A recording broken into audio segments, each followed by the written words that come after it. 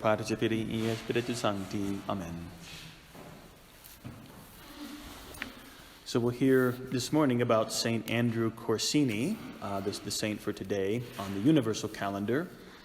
I'd like also first to speak about two other saints, St. Jane of Valois and St. Theophilus the Penitent. So St. Jane, she was born in 1464 to King Louis XI of France. And though she was a princess, right, the daughter of the king, but she was deformed at birth and sickly throughout her life. So she was not a very favored daughter, not very good marriage prospects. But she was very pious, and from her earliest years developed a devotion to Our Blessed Lady. And she was married, nonetheless, at age 12 to the Duke of Orleans. This was not a very good marriage for either one. She wanted to be a nun. The Duke of Orleans only accepted the marriage because I think it was either that or death, something like that. So in fact, this would not be a good marriage for her at all. But he, in fact, before the marriage, he signed a secret document stating that he did not want to enter this marriage, and he would use that later to get an annulment and divorce her. But of course, she had no idea of this. So she, because she was so pious and so dutiful, she took it as her duty. Wives are supposed to love their husbands. And so she prayed and she asked God to give her the proper feelings towards her husband. She tried to develop feelings of tender sentiment towards him, and though he was very rude to her, very dismissive, she always spoke very well of him to others and was careful to preserve his reputation. So eventually, some years later, this Duke of Orleans became King Louis XII, Emperor of France, and now she was empress, or she should have been, but the king brought out his decree, or his thing that he'd signed, and their marriage was annulled. She was dismissed. She said at this point, now upon her this, and she had tried her best to love him and be a good wife, and now this is how he had repaid her. But she said upon the divorce or the annulment, God has now detached me from the world and made it possible for me to serve him better than before. And so she founded an order of nuns. It was the order of the Annunciation, and there are still 6 houses of that order in France. And so she died in 1505 at age 41 years. She used to say of her deformity, I am ugly in body, but beautiful in soul. Now, it's interesting that in 1565, just 60 years later after her death, during the Protestant revolt, her tomb was raided by these heretics, and her body was found incorrupt by the evildoers. So they stabbed the corpse, and blood flowed from her wounds. You would have thought this would have affected them in somehow, but they destroyed her tomb and her relics, and so that we have nothing left from her. But she is called the patron saint of difficult marriages. So, probably some out there that could use that, people in a difficult marriage circumstance, but she reacted properly. Right? She prayed to God. She was faithful no matter what her adverse circumstances. Now, the next one, Theophilus the Penitent. Here, this is interesting, very briefly. He was a deacon in the 6th century who sold his soul to the devil to become a bishop. I don't recommend that. Right? And it worked. The rightful bishop was deposed, and this deacon was appointed bishop in his place. And you can imagine he was tormented by guilt and fear afterwards. Like, I've sold my soul to the devil. He's like saying mass. He's a bishop, but he knows he's condemned to hell. So he prays, actually, to the Blessed Mother very much. He besought her help, and she appeared in a vision and upbraided him for what he had done. I've never heard of the Blessed Virgin scolding people, but she appeared and scolded him. And so after 70 days of prayer and fasting, he'd signed a contract with the devil in his own blood. He woke up one morning and the contract was there on his chest. So he took that contract, he went to the rightful bishop in exile, told him what he had done. The bishop burned the contract, received him back into the church, and then St. Theophilus the Penitent died of joy on the spot. So I guess it's a happy ending to that story. So he was famous, actually. St. Theophilus the Penitent was very, very popular in the Middle Ages. I mean, first of all, because it's a rather dramatic story, but it shows the dangers of ambition. Right? When people get that seized with ambition, what they're willing to do and what the consequences can be. So two saints there, and now on to St. Andrew Corsini. Kind of maybe a similar story to St. Theophilus somewhat, in that he was born of a noble family in Florence, Italy, and this is in the year 1302. And when he was still in the womb, his parents consecrated him to the Blessed Virgin Mary, which would be his salvation. He was one of 12 children. But despite a very good example from his pious and devout parents, he fell into bad ways. He began to live a very wicked life, kind of not selling his soul to the devil, but selling his life to the devil, just doing the devil's bidding. So he was a young man. He was like 14 years old, 15 years old. But, the clothing, right? Fancy clothes and swashbuckling and all this kind of stuff, and these terrible friends, these little hellion companions.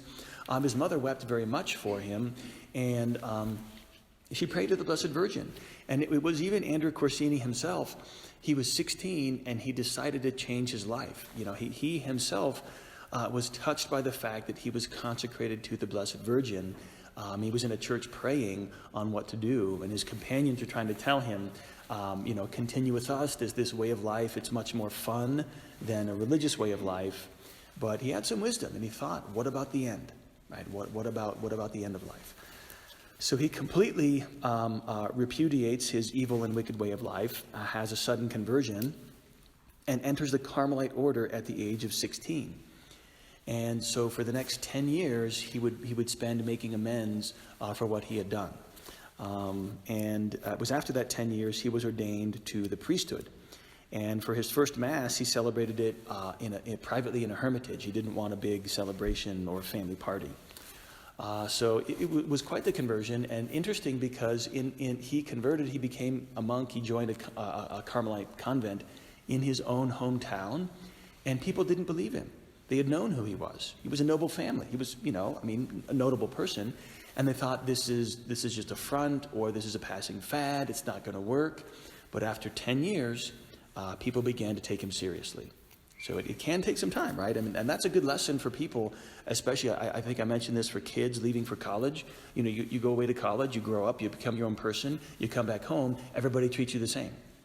It takes some time for people to remember. You're not the little brat that used to be, in the house. You're different now.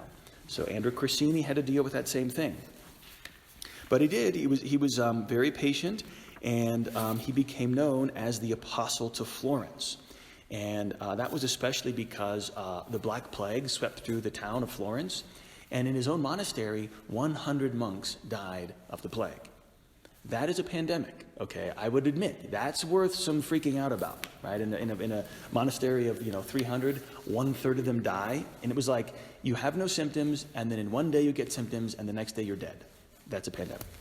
So, but he fearlessly worked. He exhorted his brothers and encouraged them to work among the plague-stricken.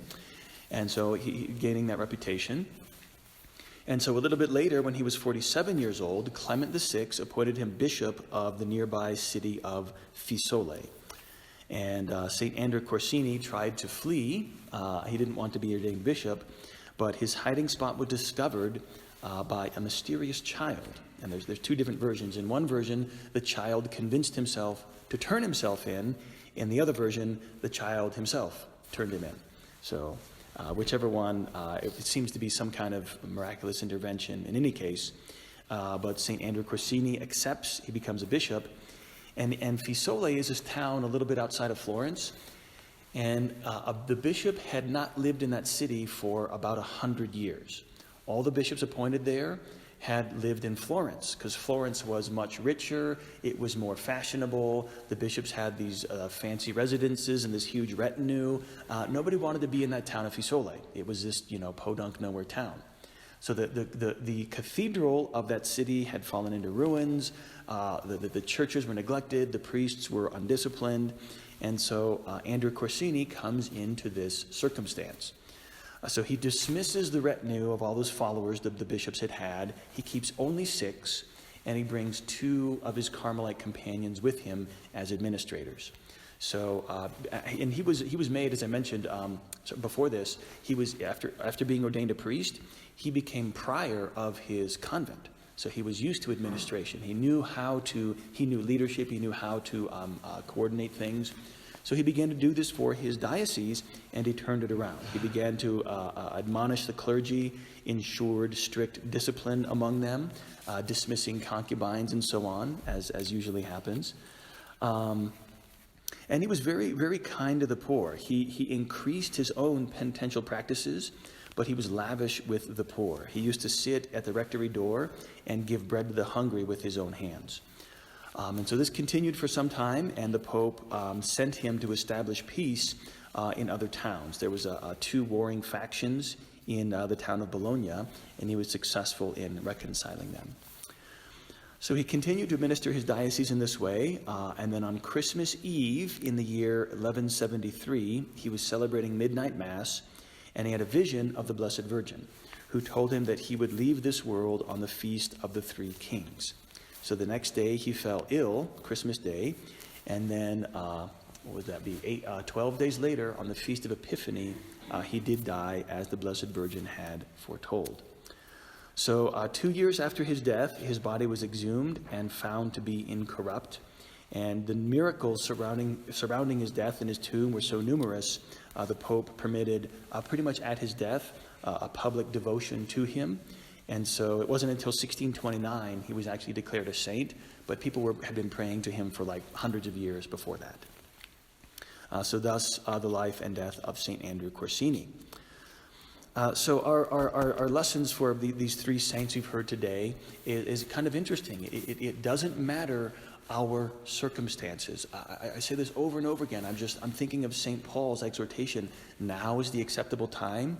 It doesn't matter where we are in life, whether we're in a bad marriage against our choosing, whether we've sold our soul to the devil and we're on the path to damnation, whether we are living a bad life or have lived a bad life. It doesn't matter. What are we doing right now? Right now, we can make the decision to turn around. Right now is the acceptable time. It doesn't matter. The victim mentality, I can't believe this, I'm in this marriage against my will, I want out, or I can't believe this, I'm so horrible, how could God forgive me, there's no hope. There's always hope.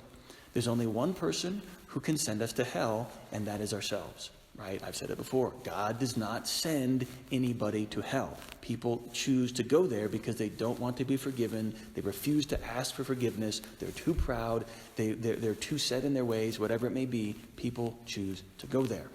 And that's what we can do right now. It doesn't matter. If we have paved the highway to hell for ourselves, we can turn around.